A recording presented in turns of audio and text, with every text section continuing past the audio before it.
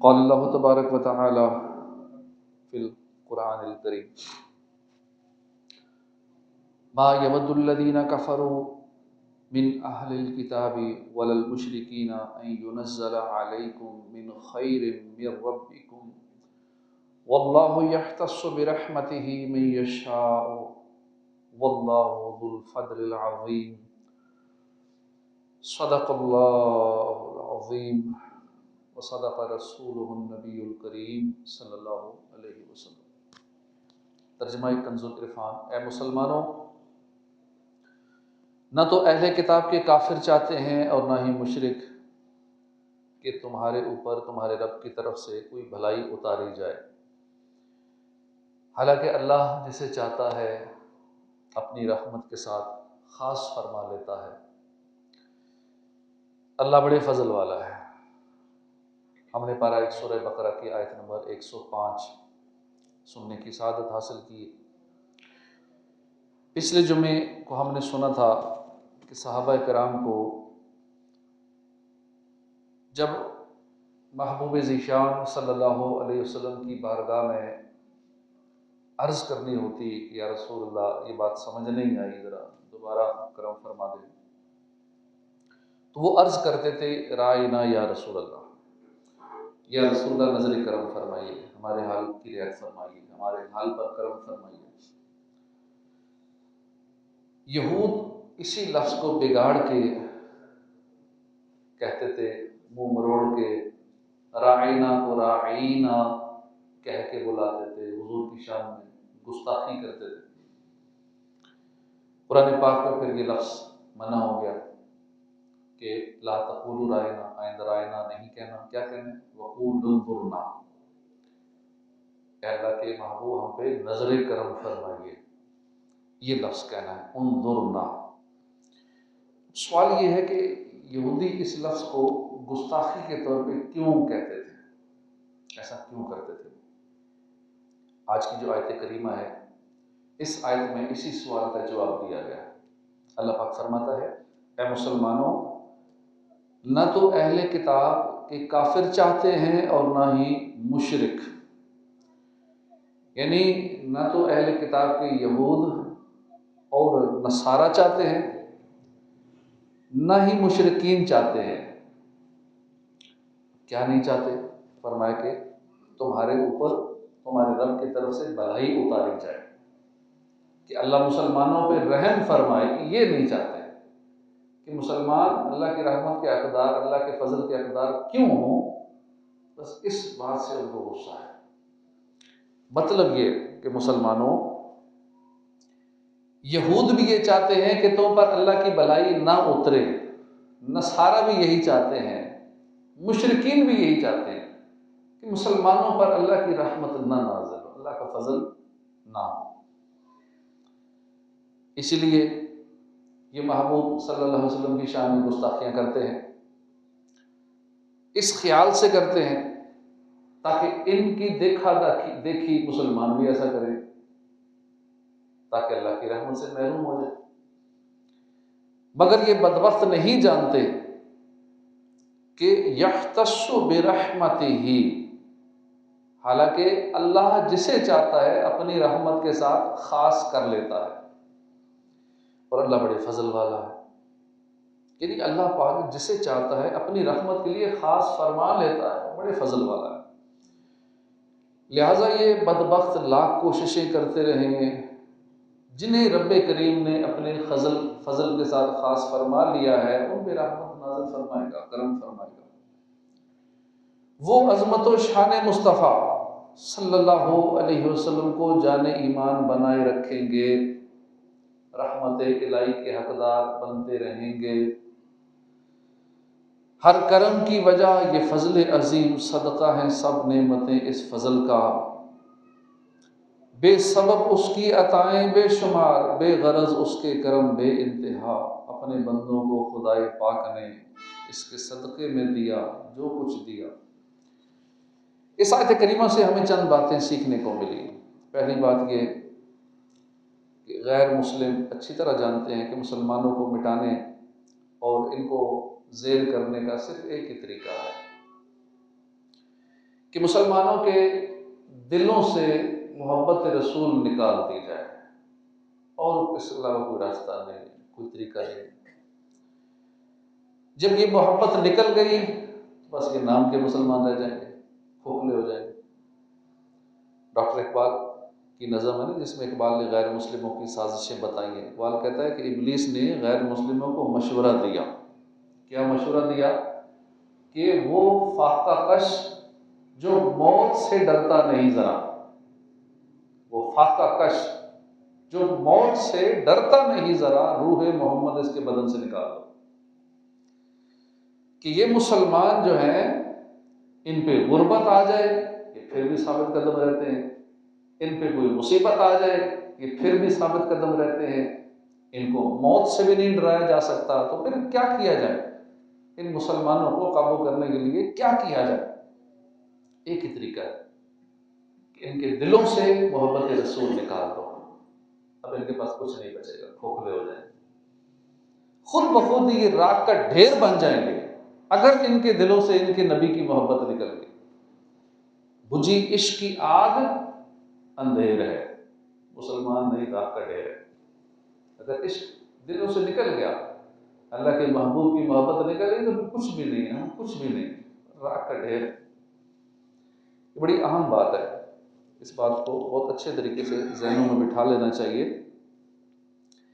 کہ یہود یہ خود گستاخ ہیں، ان کو تورات عطا کی گئی، انہوں نے گستاخی کی، اس کے فیضان سے محروم رہے۔ موسیٰ علیہ السلام جیسے عظیم الشان نبی ان کی طرف بھیجے گئے، انہوں نے گستاخی کی کہ فیضان نبوت سے محروم رہے۔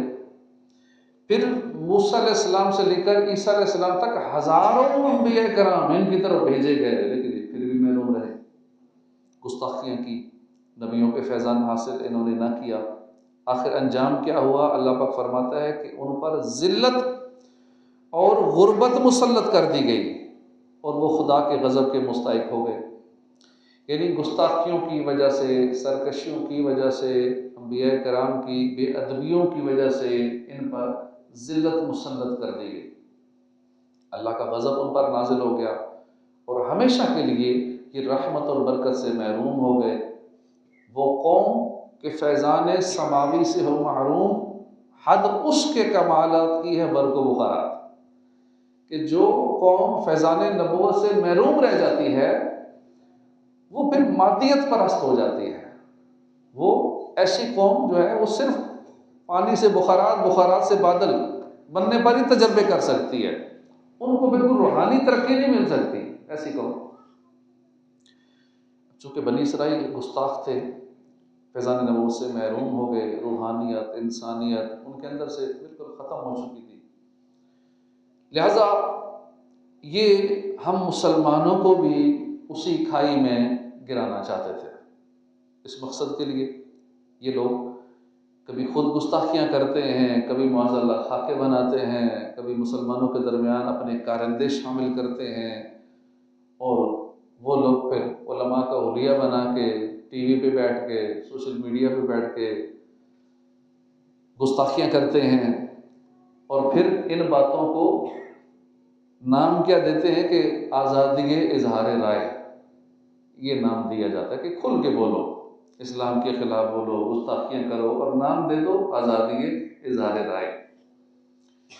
مقصد کیا ہے؟ یہی کہ کسی طرح مسلمان اپنے نبی کے بارے میں غلط سلط جملے بولیں، گستاخیاں کریں، اور یہ نبی کے فیضان سے محروم ہو جائیں، یہ اللہ کی رحمت سے، اللہ کے فضل سے محروم ہو جائیں۔ آج بھی غیر مسلم یہ طریقہ اختیار کرتے ہیں۔ الحمدللہ اس وقت صحابہ کرام تو بڑے پکے ٹھکے تھے نا، اور گستاخوں سے بیزار رہتے تھے۔ آج کے دور میں انشاءاللہ ہم غلامان صحابہ ان ہتھ کنڈوں سے دور، ان گستاخوں سے بیزار، اور عزت مصطفیٰ کے ہمیشہ پہرےدار رہیں گے انشاءاللہ، کیونکہ جان ہے عشق مصطفیٰ، روز فزوں کرے خدا، اور جس کو وہ درد کا مزہ ناز دوا اٹھائے کیوں۔ یہ عشق مصطفیٰ یہ ایسا مرض ہے نا کہ اللہ اس کو بڑھائے، جان ہے عشق مصطفیٰ، روز فضو کرے خدا، فضو یعنی بڑھائے اور انکریز کرے، زیادہ کرے۔ تو یہ بات ہمیشہ یاد رکھیے، محبت رسول جو ہے یہ ایمان کی جان ہے، یہ ہمارا قیمتی اثاثہ ہے۔ ہم نے بہر صورت اس اثاثے کی حفاظت کرنی ہے۔ قوموں کے لیے ہے موت، مرکز سے جدائی، وہ صاحب مرکز تو خود ہی کیا ہے خدائی۔ ہمارا مرکز، ہمارا محور، ہمارے ایمان کی جان، ہماری نمازوں کی پہچان، ہمارے روزے، ہمارے حج، ہماری سب نیکیاں محبت رسول ہی کی بدولت ہے۔ اگر ہم اس مرکز سے جدا ہو گئے، حضور کی محبت ہمارے دلوں سے اگر مات پڑ گئی، تو ہم فیضان نبوت سے محروم ہو جائیں گے اور دنیا سے یوں مٹا دیے جائیں گے جیسے غلط لفظ کو صفحے سے مٹا دیا جاتا ہے۔ اللہ پاک قرآن کریم میں فرماتا ہے، اور نہ یہ کہ ان کی جان سے زیادہ اپنی جانوں کو عزیز سمجھے، یعنی اے مسلمانوں، محبوب صلی اللہ علیہ وسلم کی ذات پاک پر اپنی جانوں کو ترجیح نہ دو۔ اپنی تو جانیں لاکھوں کروڑوں ہو، آقا کے قدموں پہ قربان کر دو، اپنی جان کو ترجیح نہ دو۔ آقا کی عزت سب سے پہلے، اپنی جانیں تو یہ ایک جان کیا ہے، اگر ہوں کروڑوں، تیرے نام پر سب کو وارا کرو گے۔ تو محبوب کی ذات پاک پر اپنی جانوں کو ترجیح نہ دو، مشکل ہو، پریشانی ہو، شدت ہو، کیسی ہی صورت ہو، اپنے آپ کو محبوب کے قدموں میں ڈال دو۔ مصطفیٰ و رساں خویش ذا کے دی ہما اوست، اگر با اونا رسیدی تمام بو لہبی است۔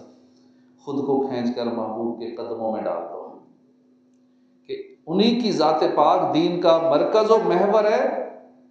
اگر ان کے قدموں تک نہ پہنچ پائے تو پھر کیا ہے، پھر بو لہبی ہے۔ اگر وَأُونَا رسیدی تمام بو لہبی است، تو پھر سب کچھ بو لہبی ہو کے رہ جائے گا اگر محبوب کے قدموں پہ خود کو نہ ڈالا۔ مشہور صحابی رسول حضرت ابو ہریرہ، پیارے آقا صلی اللہ علیہ وسلم کی سب سے زیادہ حدیثیں آپ نے ہی روایت کی۔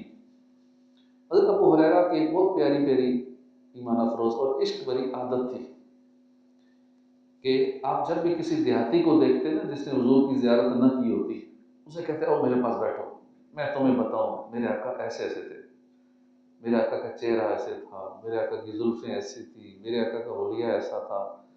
اب ان کو بٹھا کے آقا کا حلیہ بتانا شروع کر دیتے تھے، آقا کے اوصاف بتاتے تھے، آقا کے کمالات بتانا شروع کرتے تھے۔ پھر آپ پورا حلیہ بیان فرماتے تھے، ہر آنکھ دیکھتی ہے تیرے ہی رخ کا جلوہ، ہر کان سن رہا ہے پیارے کلام تیرا۔ کیا شان صحابہ کی، کسی کو نماز سکھانا، روزے کے مسائل سکھانا، زکوٰۃ کے بارے میں بتانا، حج کے بارے میں بتانا، مسئلے مسائل، یہ سارے اچھا کام ہے، ثواب کا کام ہے، بہت اچھی بات ہے۔ مگر اول نمبر پر صحابہ کرام پیارے آقا صلی اللہ علیہ وسلم کے اوصاف و کمالات اور حضور کا حلیہ بیان فرمایا کرتے تھے۔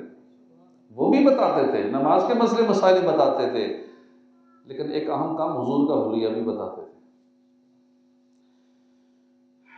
پیارے آقا صلی اللہ علیہ وسلم کے ساتھ دلی رشتہ اس سے مضبوط ہوتا ہے، اور جتنا حضور کے ساتھ دلی رشتہ مضبوط ہوگا اتنا ایمان مضبوط ہوگا، نیکیوں میں اتنا ہی دل لگتا ہے، آدمی جنت کے راستے میں چل پڑتا ہے۔ جب آقا سے محبت ہوتی ہے پھر دل کرتا ہے کہ اپنا ہر کام حضور کی سنت کے مطابق کرے۔ کچھ بھی کرنے لگتا ہے تو پہلے سوچتا ہے کہ میرے آقا یہ کام کیسے کیا کرتے تھے، تو پھر اسی طرح کرنے کی کوشش کرتا ہے۔ پتہ چلا پہلی جو چیز ہے محبت رسول ہے۔ اگر یہ ہو، نماز بھی درست ہے، روزے بھی ٹھیک ہیں، حج بھی ٹھیک ہے، عمرے بھی ٹھیک ہیں، سارا کچھ ٹھیک ہے۔ محمد کی محبت دین حق کی شرط اول ہے، اسی میں ہو اگر خامی تو پھر سب کچھ نامکمل ہے۔ ہمیں چاہیے کہ دلوں میں محبت رسول بڑھائیں، اس کے لیے بہت سے طریقے اختیار کیے جا سکتے ہیں۔ سب سے پہلے اللہ پاک نے اپنے پیارے محبوب کی شانیں قرآن پاک میں جو بیان فرمائی ہیں ان کو پڑھا کریں، گناہوں سے توبہ کریں، بالخصوص جو آنکھوں کے ذریعے گناہ کیے جاتے ہیں، کانوں کے ذریعے گناہ کیے جاتے ہیں، وہ گناہ چھوڑیں۔ زبان کے ذریعے جو گناہ ہوتے ہیں، ان سارے گناہوں سے سچی توبہ کریں، درود پاک زیادہ پڑھیں، پیارے آقا کا ذکر کثرت سے کرنے کی عادت بنا لیں، اٹھتے بیٹھتے چلتے پھرتے بات بات پر ذکر رسول کیا کریں، اپنے آقا کی باتیں بات بات پہ موقع نہ تلاش کریں کہ موقع آئے گا، ربیع الاول آئے گا پھر حضور کا ذکر کریں گے، پھر محفل سجائیں گے، کوئی محفل ہوگی، محفل نعت ہوگی تو پھر ذکر کریں گے، نہیں، ہر وقت ہی جاری رہنا چاہیے۔ کسی سے بات چیت ہو تو اپنے آقا کا ذکر بیچ میں ہو، درود پاک ہر محفل میں ہو، ہر وقت ذکر و درود زبانوں پہ جاری رہے۔ محبت رسول بڑھانے کا طریقہ کیا ہے؟ کہ تلاوت قرآن کی عادت بنائیں۔ تلاوت قرآن سے دل پاک ہوتا ہے، اور اگر ترجمہ اور تفسیر کے ساتھ پڑھیں گے تو پھر انشاءاللہ دل میں عظمت مصطفیٰ بیٹھ جائے گی۔ سیرت رسول پڑھیں۔ ہم کتنے موٹیویشنل سپیکرز کو پڑھتے رہتے ہیں، حالانکہ ہر حوالے سے ایک کامل و اکمل ذات ہمارے آقا کی۔ آج کل جیسے ایموشنل انٹیلیجنس کے بارے میں لوگ کہتے ہیں یہ سیکھنا چاہیے، کدھر سے سیکھنا چاہیے، پوری ایک یہ سائنس ہے، اس پہ پی ایچ ڈی کرتے ہیں۔ اب یہی چیز ہمارے آقا کی ذات میں بدرجہ ختم پائی جاتی ہے۔ ایسی ای کیو تھی، پہلے تو آئی کیو لیول پہ چیک کیا جاتا نا، آج کل ای کیو پہ زیادہ زور دیا جاتا ہے۔ ایموشنل انٹیلیجنس اس پہ زیادہ، اس کی حاجت بھی ہے، ابھی بھی ہے، ان فیوچر بھی رہے گی۔ تو سیرت رسول پڑھیے، نعت پاک سنا کیجیے، نعتیں سنیں، سنائیں، پڑھا کریں۔ اور ایک عام ترین بات، کسی پیر کامل کے مرید ہو جائے۔ بندہ بے پیرا ہوتا ہے تو پھر بڑے مسئلے مسائل ہوتے ہیں، لیکن جب بندہ کسی عاشق رسول جامع شرائط پیر کامل کے ہاتھ میں ہاتھ دے دیتا ہے تو بہت ساری منزلیں تو پھر پیر طے کروا دیتا ہے۔ تو انشاءاللہ اس سے دل میں محبت بڑھے گی، اور ہم زیادہ سے زیادہ فیضان نبوت حاصل کرنے میں کامیاب ہو جائیں گے۔ اللہ پاک ہمیں کمال محبت رسول نصیب فرمائے۔ اللہ پاک نے فرمایا کہ یختص برحمتہ، حالانکہ اللہ جسے چاہتا ہے اپنی رحمت کے ساتھ خاص فرما لیتا ہے۔ اللہ بڑے فضل والا ہے۔ وہ آیت کریمہ کے اس حصے کی پہلی وضاحت تو یہ ہے کہ یہود چونکہ فیضان نبوت سے محروم ہو گئے تھے، لہذا اب یہ مسلمانوں سے حسد کرتے تھے، حسد میں مبتلا ہو گئے تھے۔ انہیں جلن ہوتی تھی کہ اللہ کے آخری نبی یہ بنی اسماعیل میں کیوں آئے ہیں، ان کو بنی اسرائیل میں آنا چاہیے تھا، یہ ہمارے خاندان میں آنے چاہیے تھے۔ انہیں یہ بھی جلن تھی کہ ہم نے تو نبیوں کی گستاخی کی تھی اور ہم فیضان نبوت سے محروم رہ گئے تھے، لہذا مسلمان بھی محروم رہے۔ یہ اپنے نبی سے محبت کیوں کرتے ہیں، یہ کیوں گستاخی نہیں کرتے؟ بنی اسرائیل نے بڑی گستاخیاں کی، ہزاروں نبی آئے لیکن انہوں نے بڑی بڑی گستاخیاں کی، نبیوں کو شہید کیا، بہت کچھ کیا۔ لیکن مسلمان اپنے نبی سے کیسا پیار کرتے ہیں، اپنے آقا کی شان میں سننا کو ایسا لفظ دوبارہ نہیں کرتے، لیکن پہلے وہ کیسے امتی ہوتے تھے پہلے نبیوں کے کہ خود اپنے نبی کو شہید کر دیتے تھے، گستاخیاں کرتے تھے، ان کو ستایا کرتے تھے۔ تو ان کو یہ حسد جلن تھی کہ ہم تو فیضان نبوت سے محروم ہو گئے، یہ مسلمان کیوں فیض یاب ہو رہے ہیں؟ جلتے بھنتے رہتے تھے حسد کی آگ میں، اور کوشش میں لگے رہتے تھے کہ کسی طرح مسلمان بھی اپنے نبی کی شان میں گستاخیاں کریں، یہ بھی اللہ کی رحمت سے محروم ہو جائے۔ اب یہاں سے دو باتیں معلوم ہوئی۔ پہلی بات یہ کہ امت مسلمہ پر اللہ کا بڑا فضل ہے، اللہ کی بڑی رحمت ہے ہم پر، بہت سارے احسانات ہم پہ ہماری توجہ نہیں ہوتی۔ یہی وہ فضل و رحمت ہے کہ جسے دیکھ کر غیر مسلم، یہود وغیرہ یہ جل بھل جاتے ہیں۔ ایک حدیث پاک میں اس فضل خداوندی کو بڑے پیارے انداز سے بیان کیا گیا۔ حضرت عبداللہ بن عمر رضی اللہ عنہ سے روایت ہے، رسول اکرم نور مجسم صلی اللہ علیہ وسلم نے فرمایا کہ تمہاری اور یہود و نصارہ کی مثال یوں ہے کہ گویا کہ ایک شخص ہے، اس کو مزدوری پہ رکھا گیا ہے، وہ فجر سے لے کر ظہر تک مزدوری کرتا ہے، اس کو ایک کی رات 218.7 گرام سونے کے برابر ہوتا ہے ایک کی رات۔ ایک کی رات اس کو اجر دوں گا، ہم نے اس کو مزدوری پہ رکھا۔ یہ یہود کی مثال ہے۔ انہوں نے زیادہ وقت کام کیا، اجرت میں 1 قرات ملا۔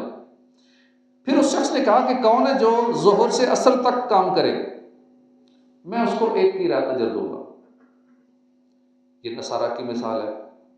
مزید فرمایا، پھر اس شخص نے کہا کون ایسا ہے کہ جو عصر سے مغرب تک کام کرے، میں اس کو 2 قرات اجر دوں گا۔ حضور نے فرمایا الا فانتم، اے میرے غلاموں یہ تو ہو کہ تم نے کام تھوڑی دیر کیا، تم نے مزدوری تھوڑی سی کی، تمہیں اجر ڈبل ملا۔ ہم کتنے خوش نصیب، ہماری عمریں تھوڑی ہیں۔ پہلی امت کی عمریں بہت تھی، 1000 سال عمر ہوتی تھی، کسی کی 5000 سال، یعنی ہزاروں سال عمریں ہوتی تھی پہلے دور میں۔ اب ان کو نیکیوں کا اجر اتنا نہیں ملتا تھا جتنا ہمیں ملتا ہے۔ ہماری عمریں کتنی ہے؟ 60 65 70 سال ایوریج، یہی عمر ہے۔ اب یہاں دیکھیے کہ کتنے کرم کے ہیں فیصلے۔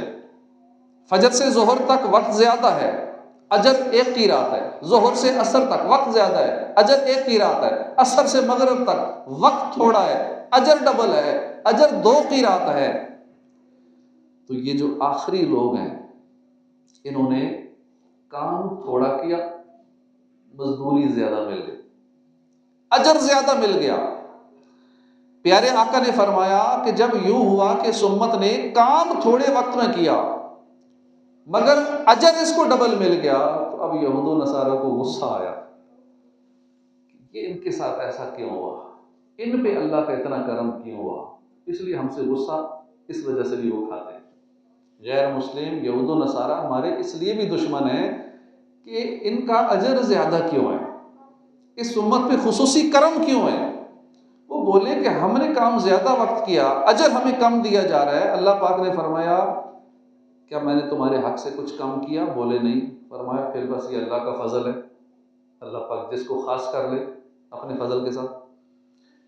کتنی یہ اللہ کی رحمت ہے، اللہ کا فضل ہے۔ ہم سے پہلی امتوں نے کام بڑے بڑے کیے، ہم سے زیادہ عرصہ وہ دنیا میں رہے، انہوں نے بڑے بڑے گھر بار بنائے، پھر وہ عبادت بہت زیادہ کرتے تھے، اپنے گھر بار چھوڑ کے جنگلوں میں نکل جاتے تھے، کئی سال جنگلوں میں غاروں میں عبادت کیا کرتے تھے۔ عبادت خانے انہوں نے جنگلوں میں بنا رکھے تھے، ان کو اجر اتنا ہی ملا جس کے وہ مستحق تھے۔ لیکن جب باری آئی اللہ کے محبوب کے غلاموں کی تو اللہ پاک نے قانون ہی بدل دیا، ہمیں عمر کم دی گئی، کام آسان کر دیے گئے۔ ہماری بڑی آسانی ہے۔ وہ جنگلوں میں عبادت خانے بنا کر سال ہر سال جنگلوں میں عبادت کر کے وہ اجر نہ پا سکے جو ہم مسجد میں بیٹھ کے، قالینوں پر بیٹھ کے، گرمیوں میں اے سی میں، پنکھوں میں بیٹھ کے بڑے پرسکون انداز میں عبادت کرتے ہیں۔ سردی کا انتظام، گرمی کا انتظام، یعنی مسجد میں اتنے اچھے ماحول میں بیٹھ کے ہم عبادت کرتے ہیں اور اللہ پاک کتنا اجر عطا فرماتا ہے۔ حالانکہ پہلے کے لوگ جنگلوں میں پھر کئی سال عبادتوں میں گزار دیتے تھے، ان کو وہ اجر نہ ملتا تھا جو اجر اللہ پاک ہمیں عطا فرماتا ہے۔ اللہ نے اپنے محبوب کے صدقے میں ہمیں کتنے کرم فرمائے، کیسی فضل کی بات ہے، رحمت کی بات ہے۔ اب یہ کیوں ہے؟ کیا ہم اس کی اہلیت رکھتے ہیں کہ ہم تھوڑا سا عمل کریں، مسجد میں سکون سے بیٹھ کے عمل کریں؟ ابھی جیسے اللہ رسول کی باتیں سن رہے ہیں، اللہ پاک ہمیں اس پہ بھی اجر عطا فرما رہے ہیں۔ علم دین کی محفل میں صرف حاضر ہو جانا 1000 رکعت نفل پڑھنے سے افضل ہے، 1000 مریضوں کی عیادت کرنے سے بہتر ہے، 1000 نماز جنازہ میں شرکت کرنے سے افضل ہے۔ اب صرف بیٹھے رہیں، خالی باتیں سن رہے ہیں، ابھی عمل نہیں کیا، ابھی عمل کریں گے اس کا اور زیادہ ملے گا۔ یہی باتیں سن کر اوروں تک پہنچا دیں گے، اس کا اور اجر ملے گا۔ یہ سارے کرم اللہ پاک نے کیوں فرمائے؟ کیا ہم اس کی اہلیت رکھنے والے ہیں؟ کیا ہم کو زیادہ چاہتے ہیں؟ نہیں۔ بات یہ ہے کہ ہمیں دامن مصطفیٰ نصیب ہو گیا، وہ محبوب خدا ہیں، ہم ان کے غلام ہیں۔ اس لیے اللہ پاک نے فرمایا یہ اللہ کا فضل ہے، وہ جسے چاہتا ہے خاص فرما لے۔ کتنی پیاری بات کہی اعلیٰ حضرت نے کہ ہم ہیں ان کے، وہ ہیں تیرے تو ہوئے ہم تیرے، وہ ہیں، ہم ہیں ان کے اور وہ ہیں تیرے تو ہوئے ہم تیرے۔ اس سے بڑھ کر تیری سمت اور وسیلہ کیا ہے؟ یہی وہ فضل ہے ہمارے پیارے محبوب صلی اللہ علیہ وسلم کے صدقے میں اللہ پاک نے ہم گناہ گاروں پر جو برسنے والی خاص رحمتیں ہیں جن سے یہود و نصارہ محروم تھے، وہ حسد کرتے ہیں تو دن رات ہمیں فیضان نبوت سے محروم کرنے کی کوششوں میں لگے رہتے ہیں۔ اللہ پاک ہمیں ان کے حسد بھری چالوں سے محفوظ رہنے کی توفیق نصیب فرمائے۔ اب یہاں سے دوسرا سبق ہمیں یہ ملا کہ حسد جو ہے نا یہ یہودیوں والی بیماری، یہود ہیں جنہوں نے فضل الہی کو نہ مانا، اللہ کی تقسیم پر راضی نہ ہوئے تو انہوں نے حسد کیا، جلن کی آگ میں مبتلا ہوئے اور کفر کی گہرائیوں میں جا گئے۔ ہمیں چاہیے کہ ہم اس بیماری سے بچا کریں۔ یہ تو یہودیوں والی بیماری ہے، مسلمانوں کے اندر بڑی عام ہوگی۔ مسلمان حسد کرتا ہے، اپنے مسلمان بھائیوں سے مسلمان حسد کرتا ہے۔ اللہ پاک نے فرمایا کہ اور تم اس چیز کی تمنا نہ کرو جس سے اللہ نے تم میں ایک اور دوسرے پر فضیلت دی ہے۔ یعنی اللہ پاک نے اپنی حکمت کاملہ سے اس دنیا میں ہر ایک کو جس کو جو دینا تھا دیا، اس کی تقسیم پہ راضی رہنا چاہیے۔ کسی کو افضل بنایا، کسی کو کم رتبہ رکھا، کسی کو زیادہ مال دیا، کسی کو کم مال دیا، کسی کو زیادہ حسن دیا، کسی کو کم دیا، کسی کو صحت اچھی دی، کسی کو اتنی اچھی نہیں دی، کوئی بیچارہ بیمار ہی رہتا ہے۔ یعنی پوری دنیا میں اشیاء کی، رحمتوں کی، درجوں کی تقسیم کاری یہ مختلف طریقوں سے رکھی گئی ہے۔ یہ تقسیم اللہ پاک نے اپنی حکمت کاملہ سے رکھی ہے۔